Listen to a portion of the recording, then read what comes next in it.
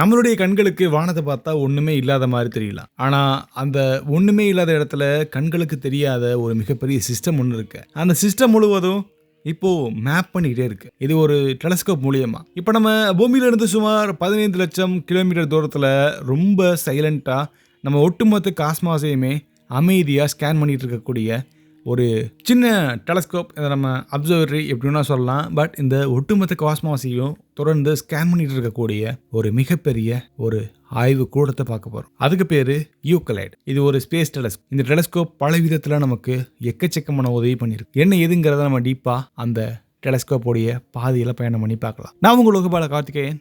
இது செனித் of science.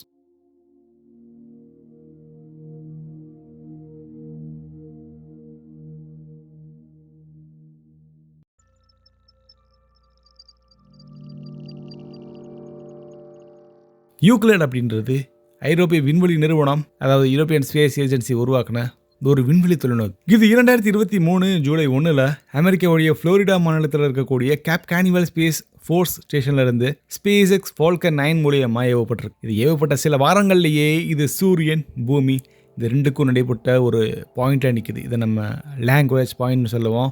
L2 அப்படின்ற ஒரு பாயிண்ட்ல இது நிப்பாட்டப்பட்டிருக்கு. இந்த L2 அப்படின்ற பகுதி பூமியில இருந்து சுமார் 1 மில்லியன் கிலோமீட்டர் தூரத்தில் இருக்கு. அங்க சூரியன், பூமி நம்ம அனுப்பக்கூடிய அந்த விண்கலம் அதோடைய ஈர்ப்பு சமநிலை காரணமா யூக்லைட் சூரியனை சுத்தி பூமியோட சுத்தி வருது. ஒரு வருடத்துக்கு ஒரு முறை சுத்துது. இது பூமியை நேரடியாக சுத்துறதே கிடையாது. இது சூரியனை சுத்தும் போது பூமியோட ஒரே வேகத்துல சுமார் 30 கிலோமீட்டர் ஒரு வினாடிக்கு அப்படிங்கிற வேகத்துக்கு இது சுத்துது. யூக்லைட் அப்படின்ற பேரு பண்டைய கிரேக்க கணித அறிஞரான யூக்லைட் அப்படின்றவருடைய பேர்ல இருந்து வந்திருக்கு. அவர் ஜியோமெட்ரி அடிப்படையில் விதிகளை ரொம்ப அழகா தொகுத்தவர். கேலக்சி அதோடைய வடிவத்தை அளவிடக்கூடிய ஒரு திட்டத்துக்கு அந்த பேர் ஒன்று வச்சிருக்காங்க. அதான் யூக்லைட் ஸ்பேஸ் டெலஸ்கோப். இதோடைய முக்கிய நோக்கம் காஸ்மாஸில் இருக்கக்கூடிய மிகப்பெரிய அளவிலான எல்லா சிஸ்டமையும் மேப்பிங் பண்றது. இது சுமார் 10 மில்லியன் ஒளியாண்டுகள் அதுக்கு மேற்பட்ட தொலைவில் இருக்கக்கூடிய கோடிக்கணக்கான கேலக்சிஸை பார்க்குது. அதோடைய வடிவ மாற்றங்கள் எவ்வளோன்றதை இது அளவு பண்ணுது.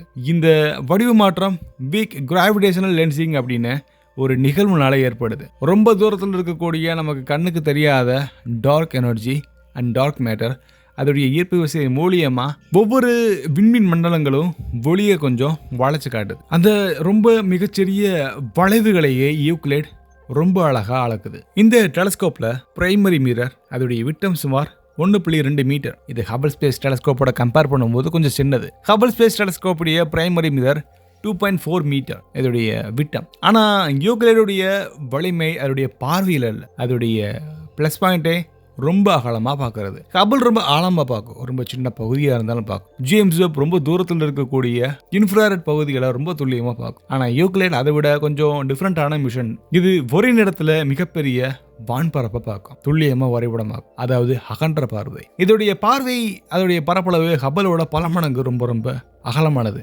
ஒரே எக்ஸ்போசரில் யூக்லைட் சுமார் எக்கச்சக்கமான பரப்பளவை அதனால பார்த்து மேப்பிங் பண்ணி முடிக்க முடியும். இதுல 2 முக்கியமான கருவிகள் இருக்கு. ஒன்று VIS, இது விசிபிள் வேவ்லென்த்ல ரொம்ப ரொம்ப ஹை ரெசல்யூஷன் படத்தை எடுக்கும். இன்னொன்று NISP, near infrared spectrometer and photometer. இது நியர் இன்ஃப்ராரெட் பகுதியில் இருக்கக்கூடிய ஒளியை பதிவு பண்ணி அதோடைய தரங்களை இது கொடுக்கும். கேலக்சியோடைய தூரத்தை அளவிடுறதுக்கு VIS கருவி ரொம்ப ரொம்ப அழகா ரொம்ப துல்லியமாக செயல்படும். மனித கண்ணோட கம்பேர் பண்ணும்போது 60 மடங்கு நுணுக்கமான கோண வேறுபாட்டை இதனால் பார்க்க முடியும். யூக்லைடுடைய முதல் சோதனை படம், இதை நம்ம டெஸ்ட் பிக்சர்னு சொல்லுவோம், 2023 நவம்பர் மாதத்தில் ரிலீஸ் ஆச்சு. அந்த பிக்சரில் Perseus constellation, IC342, horse head nebula மாதிரியான பகுதிகள் இருந்திருக்கு.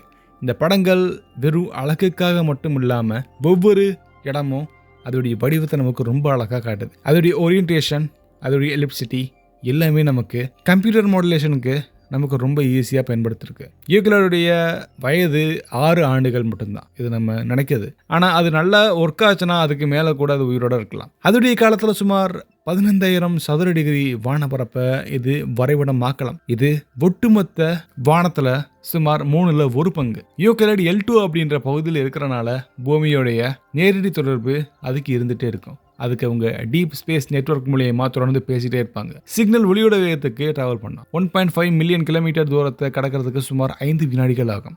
அதனால நம்ம ஏதாவது ஒன்று சொல்லி முடிக்கிறதுக்கு ஒரு கம்ப்ளீட் சைக்கிள் முடிக்கணும்னா கிட்டத்தட்ட 10 நிமிஷத்துக்கு மேலே ஆகலாம். இந்த time delay reasonable time delay அப்படிங்கிறது குறிப்பிடத்தக்கது. இதோடைய ஃபைல் ட்ரான்ஸ்ஃபர் ஸ்பீட் ரொம்ப ரொம்ப அதிகமாக இருக்குது. ஒரு நாளைக்கு பல மெகாபைட் பர் செகண்ட் அப்படின்ற அளவுக்கு நிறைய டேட்டாஸ் அதுக்கும் நமக்கும் நடுவில் தகவல் பரிமாற்றத்துக்கும் டேட்டா ட்ரான்ஸ்ஃபருக்கும் நமக்கு யூஸ் பண்ணிகிட்டு இருக்கோம். அது கொடுக்கக்கூடிய டேட்டாவை இங்கே மிகப்பெரிய கம்ப்யூட்டரில் வச்சு அதை நம்ம டீகோட் பண்ணி எல்லாத்துக்கும் புரிகிற மாதிரி விஞ்ஞானிகள் கொடுப்பாங்க. ஹபிள் வெப் யூக்ளிட் இது எல்லாத்தையும் கம்பேர் பண்ணி பார்த்தோம்னா சயின்டிஃபிக் பாயிண்ட் ஆஃப் வியூவில் முக்கியமானது பல வெவ்வேறு காலகட்டங்கள்லையும் பல வேறு மிஷனுக்காகவும் நம்ம உருவாக்கியிருக்கோம் அப்படிங்கிறது புரிய வரும். ஹபிள் ஆப்டிக்கல் அண்ட் அல்ட்ராவைட் பகுதியை ரொம்ப அழகாக ரொம்ப ஆழமாக பார்க்கும்.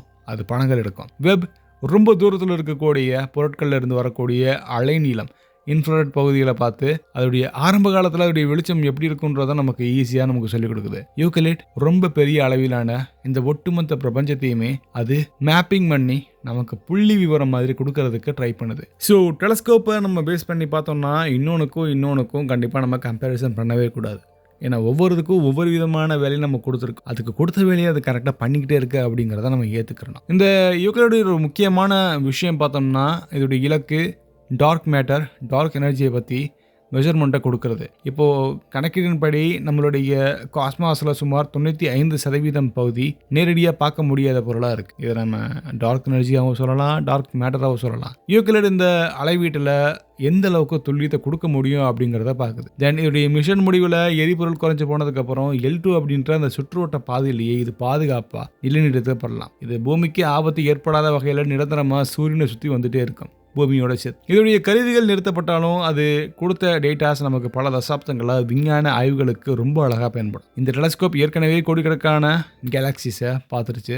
அது சுரண்டு மேப்பிங் பண்ணிகிட்டே இருந்திருக்கு. இந்த யூனிவர்ஸ் எக்ஸ்பான்ஷன் அதோடைய அளவு எவ்வளோ அப்படிங்கிறத கூட இது கொடுக்கறதுக்கான சான்சஸ் இருக்குது. இதை அவங்க பேரின் அகாசிட்டிக் ஆசோலேஷன் அதோடைய ஃபிங்கர் பிரிண்ட் கண்டிப்பாக இதில் இருக்கும் அப்படிங்கிறது நமக்கு தெரிய வந்திருக்கு. எதிர்காலத்தில் காஸ்மாலஜி அதோடைய மாடல்ஸை சோதிக்க இந்த மாதிரியான ரொம்ப ஆதாரத்தை கொடுக்கக்கூடிய டெலஸ்கோப் ஒரு முக்கியமான பங்கு வகிக்கும். இந்த யூனிவர்ஸ் எப்படி விரிவடையுது, இந்த விரிவடைகிற காலகட்டத்தில் என்னென்ன மாற்றங்கள் ஏற்படுது, கிராவிடேஷனல் லா ஒரு மிகப்பெரிய அளவில் மாறுதா அப்படிங்கிற கேள்விக்கு கண்டிப்பாக அந்த டெலஸ்கோப் தொடர்ந்து பதிலை தேடிக்கிட்டே இருக்கும். பூமியிலிருந்து ரொம்ப தூரத்தில் அமைதியாக சுற்றக்கூடிய இந்த யூக்ளிட் ஒவ்வொரு நாளும் ஆயிரக்கணக்கான கேலக்சிஸ் அண்ட் பல நட்சத்திரங்களை பதிவு பண்ணிகிட்டே இருக்குது. அதோடைய கண்கள் ரொம்ப தூரத்தை பார்க்கல, பட் அது மெஷர் பண்ணிட்டு இருக்கு. அந்த அளவீடு மூலியமா இந்த ஒட்டுமொத்த காஸ்மாஸுடைய வடிவம் நமக்கு கணிதமாக எழுதப்படுது. கண்களுக்கு தெரியாத சிஸ்டம் எண்ணிக்கைகள்னால விரிவாக்க இந்த டெலஸ்கோப் ரொம்ப அதிகமாக முயற்சி பண்ணுது. உங்களுக்கு இந்த டெலஸ்கோப் பற்றின கருத்து ஏதாச்சும் இருந்தால் மறக்காம எனக்கு கமெண்ட்ல சொல்லுங்க. இதே மாதிரி பல ஆச்சரியங்கள் வானத்தில் தொடர்ந்து நடந்துகிட்டே இருக்கு. நீங்கள் தெரிஞ்சுக்கணும்னா மறக்காம சப்ஸ்கிரைப் பண்ணிட்டு பெல் ஐகானை கிளிக் பண்ணுங்க. அடுத்து ஒரு வினோதமான விண்வெளி சார்ந்த பதிவுகளில் கண்டிப்பாக நம்ம சேர்ந்து பயணிக்கலாம். பாய்.